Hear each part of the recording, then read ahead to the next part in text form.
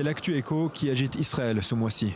Le tourisme se porte mal et le constat est partagé par toutes les agences de voyage. Si on compare entre l'année 2014 et 2015, pour l'année 2015, il y a une baisse de 20% de touristes dans l'ensemble des pays du monde. À l'échelle nationale, les chiffres publiés il y a quelques jours sont eux aussi sans appel.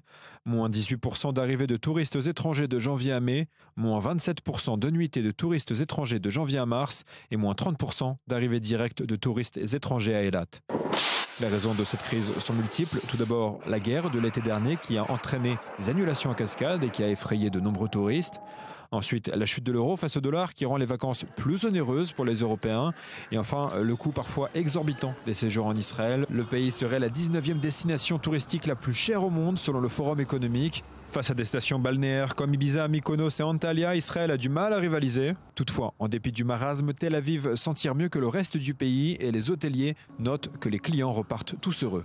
Nous ne ressentons pas de peur chez nos clients. Ceux qui viennent à Tel Aviv s'aperçoivent que la ville est sûre. Probablement une des plus sûres au monde. On peut s'y balader à n'importe quelle heure du jour ou de la nuit. Les touristes ici sont très heureux et se rendent compte que la réalité est très différente de ce qu'ils voient à la télévision. Les professionnels du secteur s'accordent donc tous à dire qu'Israël a un potentiel touristique immense, inexploité, et appellent l'État à réagir. Le gouvernement israélien doit faire du tourisme sa priorité. En premier lieu, la priorité, c'est l'augmentation des infrastructures qui manquent beaucoup en Israël. Israël peut doubler la quantité de touristes en travaillant. Je regrette vraiment de voir qu'aucun député ne se bat pour obtenir le ministère du Tourisme et qu'il soit considéré comme secondaire alors qu'il s'agit d'un poste clé qui peut faire rentrer beaucoup d'argent dans les caisses de l'État et créer énormément d'emplois.